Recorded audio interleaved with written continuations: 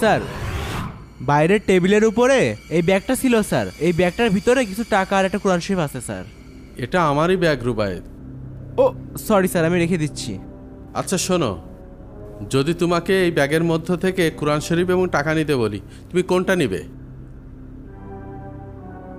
Sir আসলে আমি কোরআন শরীফ নিয়ে কী করবো স্যার, আমার টাকাটা দরকার স্যার।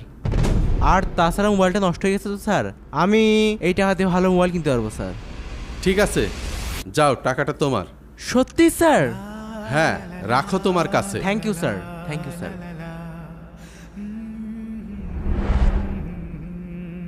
স্যার, বাইরের টেবিলে কোনো এক কাস্টমার এই ব্যাগটা ফেলে গেছে।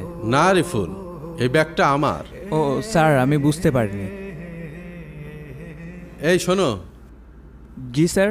দেখো তো এই ব্যাগে কি কি আছে।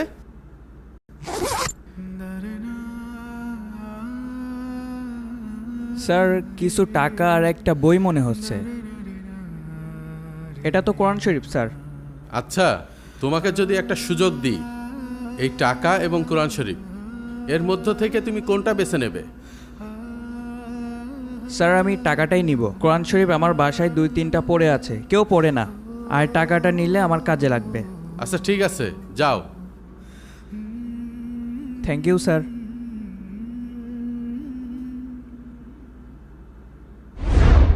স্যার, বাইরে টেবিলের উপরে এই কোরআন শরীফ আর কিছু টাকা কেউ হয়তো বা ভুলে রেখে গেছে। ওইটা আমি রেখেছিলাম আকিব। আচ্ছা, তোমাকে যদি এই দুইটা জিনিসের মধ্যে যে কোনো একটা বেছে নিতে বলা হয়, তুমি কোনটা নিবে? স্যার, আমি তো কোরআনটাই বেছে নেব স্যার। আচ্ছা, তুমি টাকা না নিয়ে কোরআন শরীফ নিলে কেন? স্যার, টাকাটা আজ নিলে কাল তো খরচ হয়ে যাবে, কিন্তু এই বইয়ের মধ্যে আছে আমাদের জীবনের সকল পরীক্ষার প্রশ্নের উত্তর। স্যার, আমি আল্লাহর কিতাব রেখে যদি টাকাটা নিই, তাহলে তো আল্লাহর পবিত্র কোরআনকে অপমান করা হবে। 1 মিনিট দাঁড়াও।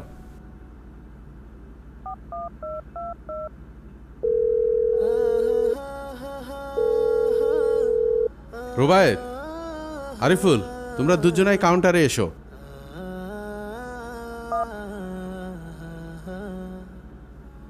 স্যার আসসালামু আলাইকুম। তোমাদের তিনজনকে আমি একটা পরীক্ষা নিয়েছিলাম। তোমরা দুজন টাকা বেছে নিয়েছো, কিন্তু তোমরা কি জানো আকিব কি বেছে নিয়েছে? কি আবার নেবে স্যার, টাকাই নিয়েছে? না, আকিব কোরআনটা নিয়েছে। আকিব, তুমি ওদেরকে বলো তুমি কেন কোরআনটা বেছে নিয়েছো। স্যার, এই পবিত্র কোরআন আমাকে একজন সত্যিকারের মানুষ হতে সাহায্য করবে স্যার। আর এই বইয়ের জ্ঞান অর্জন করতে পারলে আমি একদিন কোটি কোটি টাকা ইনকাম করার যোগ্যতা অর্জন করতে পারবো স্যার। আমি সারা জীবন এই ওয়েটারের চাকরি করতে চাই না, আমি ভালো কিছু করতে চাই। শাবাশ আকিব, একটা কথা মনে রাখবে, আল্লাহ তাআলা মানুষকে সবসময় পরীক্ষা নেন, আর নিজের স্বপ্নকে কখনো মরতে দেবে না। লা তাহজান, কখনো হতাশ হবে না। থ্যাংক ইউ স্যার, আমি আপনার এই কথাটা মনে রাখবো। ঠিক আছে, তোমরা এখন যাও।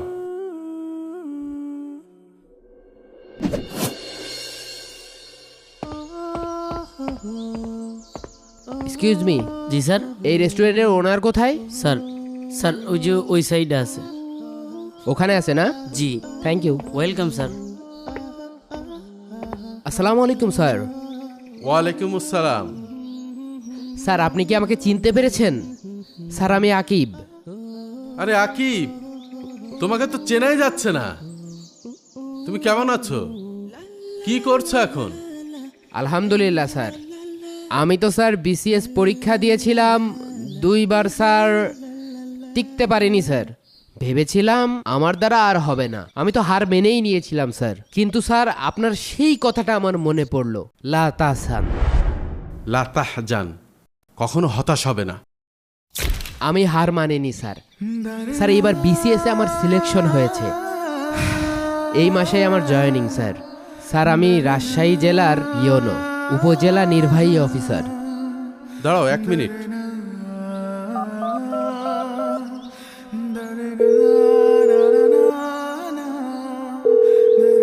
রুবায়েত, আরিফুলকে নিয়ে এখনই আউটডোরে চলে আসো।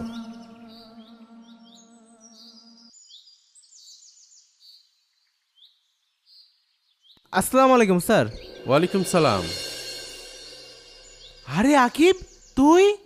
ওকে তুই নয়, আপনি করে বলো। ও এখন এই জেলার একজন ইয়নো। এ কি কারবার? এখন বুঝতে পারছো জ্ঞানের মূল্য কতখানি? টাকা দিয়ে হয়তো প্রয়োজন মেটানো যায়, কিন্তু সম্মান অর্জন করা যায় না। জ্ঞানীদের পিছনে টাকা ছুটে আসে। আজকে আকিব প্রমাণ করে দিয়েছে এই দুনিয়ায় আল্লাহর পথে থেকেও সর্বোচ্চ সম্মান অর্জন করা যায়।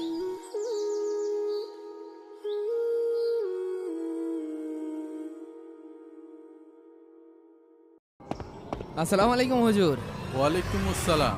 সামনে শুক্রবারে আমার বিয়ে, আপনার দাওয়াত, তাই এই কার্ড দিতে আসলাম।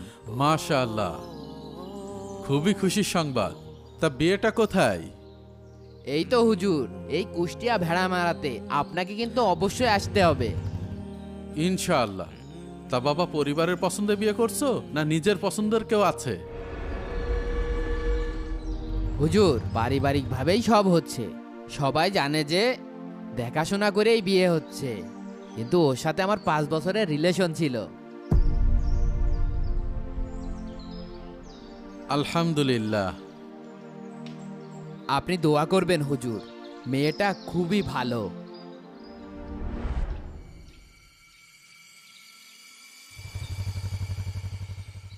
মেয়েটা কেমন হবে তাই ভাবছো বুঝি? জি হুজুর, জীবনের এত বড় ডিসিশন নিচ্ছি, একটু তো চিন্তা হয়। একটা কাজ করতে পারবে আমার জন্য? জি হুজুর, কি করতে হবে? ওই দেখো মসজিদের বারান্দায় 2টা কাচের গ্লাস আছে, ওই 2টি নিয়ে আসো। গিলাস দিয়ে কি হবে হুজুর? আপনি কি পানি খাবেন? যা বললাম তাই করো বাবা।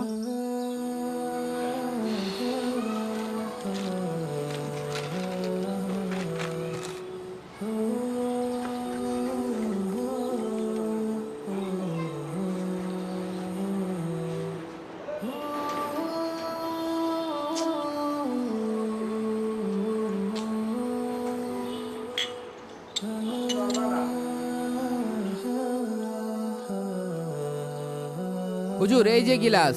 বেশ ভালো, নিয়ে আমার সাথে আসো। কি আজব বিষয়। হুজুর, হুজুর, হুজুর, গিলাস দিয়ে কি করবো আমি তো বুঝতে পারছি না।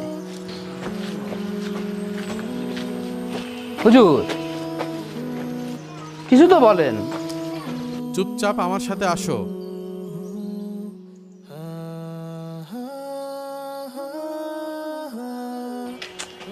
হুজুর, হুজুর, আমার বিয়ের কার্ড দিতে অনেক জায়গায় জাতি হবে। আপনি 2টো গ্লাস হাতে ধরিয়ে দিয়ে নি, কোনো কিছু বলছেন না। এখন আমি কি করব?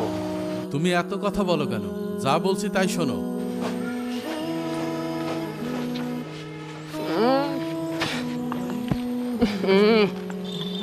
এই পুকুর থেকে তোমার হাতের একটা গ্লাসে 1 গ্লাস পানি নাও। বুঝলাম না হুজুর। এই পচা নোংরা পানি দিয়ে কি করবেন? এটা তো ব্যবহারের যোগ্যও না। যা বলছি তাই করো, প্রশ্ন করো না।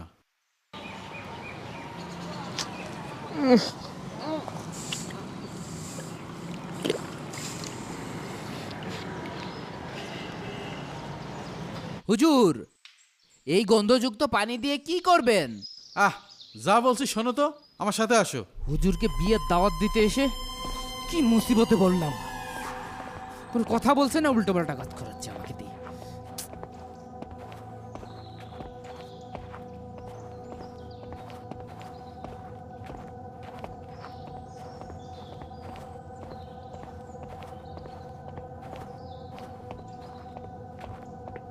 এখানে দাঁড়াও।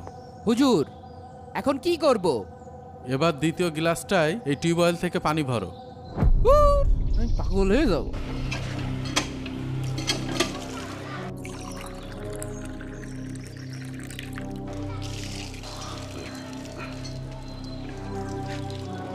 হুজুর, এই যে পড়েছি। আচ্ছা, নিয়ে আসো। আবার হুজুর যে আমার সাথে কি করছে আমি তো কিছুই বুঝতে পারছি রে। এবার এখানে দাঁড়াও। এবার উঁচু করো। বলো তো এখন তোমার সামনে কি আছে? একটাতে স্বচ্ছ পরিষ্কার পানি, আর একটাতে নোংরা গন্ধযুক্ত পানি। তোমাকে যদি এখন পানি খেতে বলি, তুমি কোনটা খাবে? আমি তো হুজুর এই স্বচ্ছ পরিষ্কার পানিটা খাবো।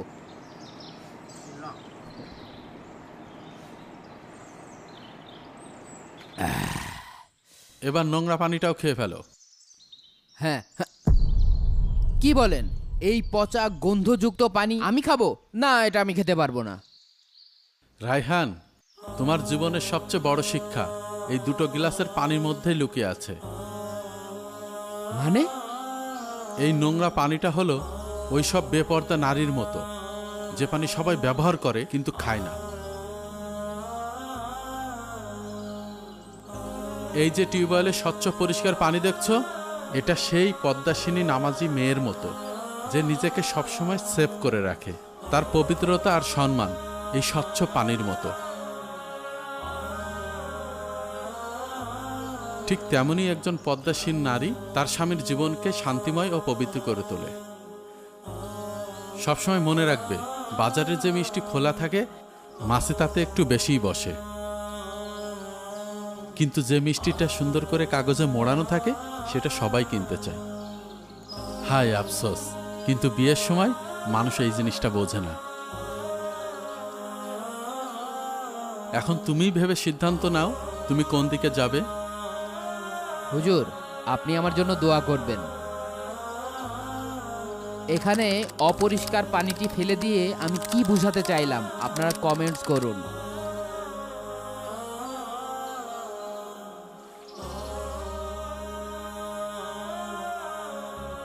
আলহামদুলিল্লাহ।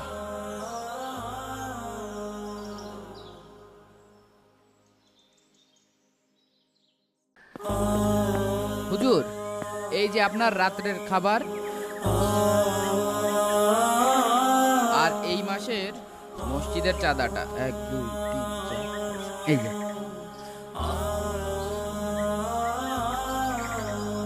আলহামদুলিল্লাহ, আল্লাহ তোমাদের রিজিকে বারাকা দান করুক বাবা।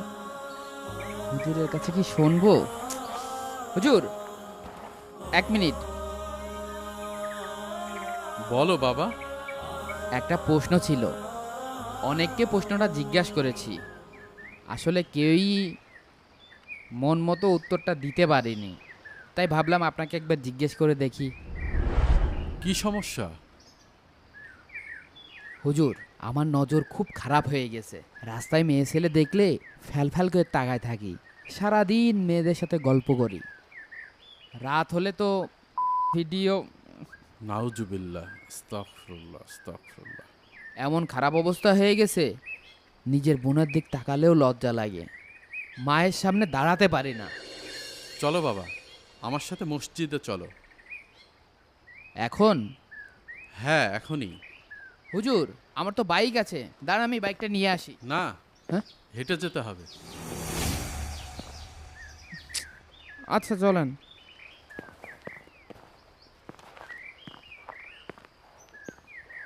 দাঁড়াও, তোমাদের বাসায় গরুর দুধ আছে?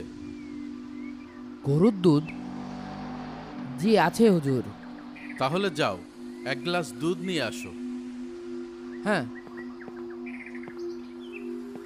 কিন্তু আমি তো আপনার কাছে জানতে চাইছি অন্য বিষয়ে।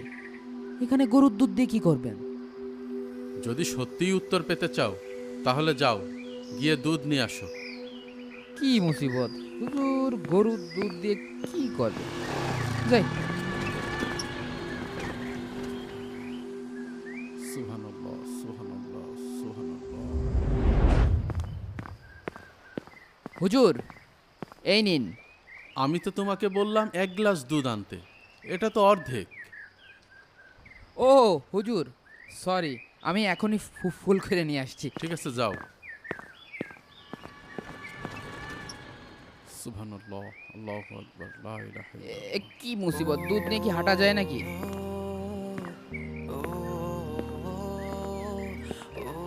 এই যে হুজুর। ভালো, এবার ঠিক আছে। যাক হুজুর, এইবার বলেন তো এই দুধ দিয়ে কি করবেন? তোমার উত্তর এখানেই আছে বাবা। মানে? চলো, আমার সাথে মসজিদে চলো। তবে মনে রেখো, 1 ফোঁটা দুধ যেন এই গ্লাস থেকে নিচে না পড়ে। যদি পড়ে তাহলে তোমার প্রশ্নের উত্তর পাবে না। এই ভরা গিলাস নিয়ে কিভাবে যাব?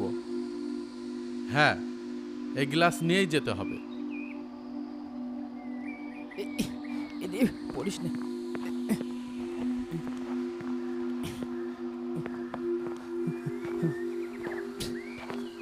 হুজুর, এইভাবে কি দুধ নিয়ে যাওয়া যায় নাকি? দুধ তো পড়ে যাবে। চুপচাপ আমার সাথে আসো।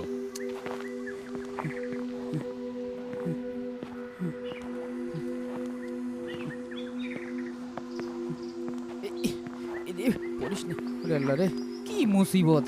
এই হুজুরটা কি করছে আমি তো কিছুই বুঝতে পারছি না। হুজুর, মসজিদ আর কত দূর? এই মোড়টা পার হলেই মসজিদ।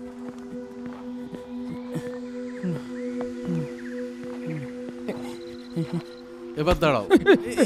এটা কি?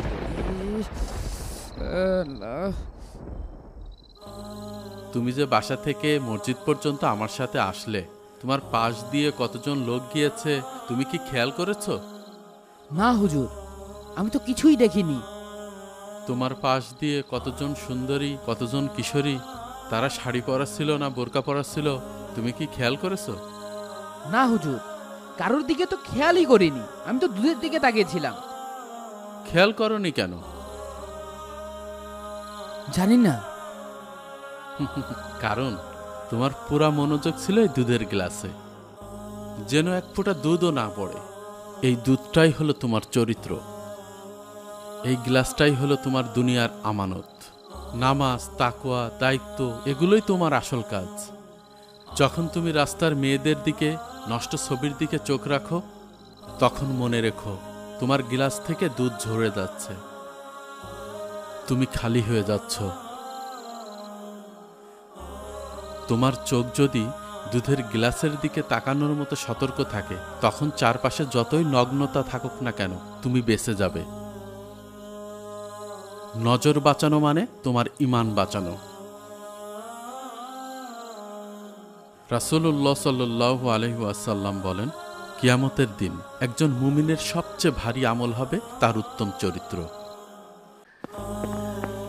ইমাম সাহেব, এই যে এখানে দুপুরের খাবার আর রাত্রের খাবার একসাথে আছে। আলহামদুলিল্লাহ, আল্লাহ তোমার পরিবারকে সুস্থ রাখুক বাবা। হুজুর, একটু শোনেন। বলো বাবা। আমার একটা প্রশ্ন ছিল, অনেককে জিজ্ঞাসা করেছি কিন্তু কেউ মন মতো উত্তর দিতে পারেনি। আপনি একটু প্রশ্নের উত্তরটা। কি প্রশ্ন বাবা? আমি পুরাতন কথা একদমই ভুলতে পারি না। কেউ যদি আমাকে কষ্ট দেয়, সেই রাগটা মনের ভিতরে থেকেই যায়। ভিতরটা সবসময় পাথরের মতন ভারী হয়ে থাকে। এখন আমি এখান থেকে বের হব কি করে? উত্তরটা খুব সহজ। চলো আমার সাথে মসজিদে চলো, সেখানেই উত্তরটা পাবে। এখনই যাব হুজুর? হ্যাঁ, এখনই। হুজুর, হুজুর আমার গাড়িটা আছে, গাড়িটা নিয়ে আসি। না না, গাড়িতে যাওয়া যাবে না, হেঁটে যেতে হবে। চলো, এই পথে হেঁটে গেলেই তোমার প্রশ্নের উত্তরটা পাবে। দাঁড়াও। কি ব্যাপার, হুজুর দাঁড়িয়ে পড়লো কেন? ওই যে পাথরটা দেখছো, জি হুজুর। ওইটা হাতে তুলে নাও। কেন, এটাতে কি হবে? তোমার প্রশ্নের উত্তর চাইলে যা বলছি তাই করো।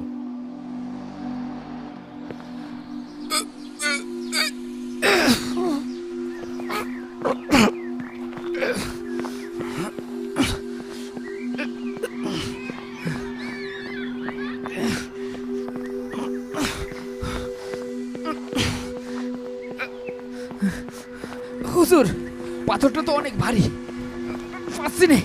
চুপচাপ সাথে আসো। হুজুর, মসজিদ আর কত দূর? ওই সামনের মোড়টা পার হলেই মসজিদ।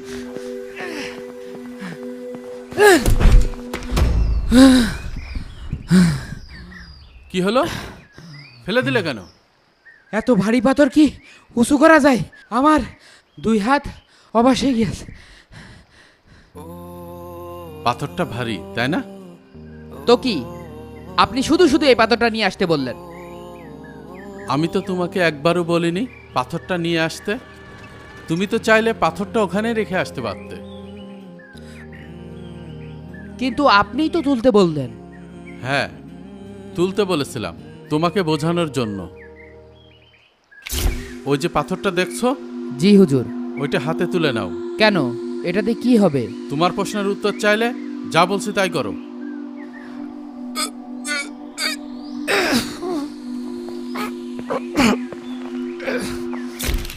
এই পাথরটি হলো তোমার মনের ভিতর জমে থাকা সেই রাগ, সেই কষ্ট।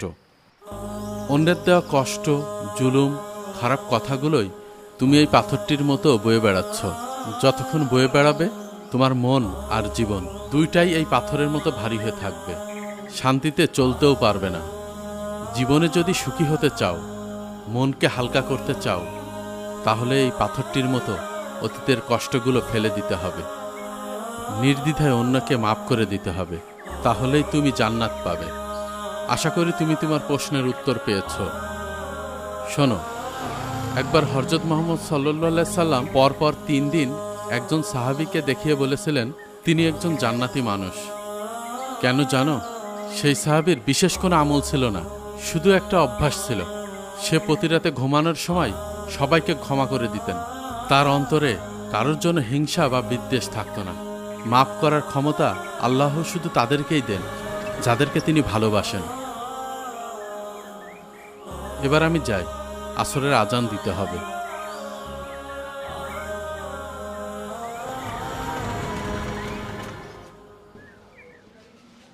কি সুন্দর ধর্ম পেয়েছি যেখানে ক্ষমা করলেই জান্নাত পাওয়া যায়।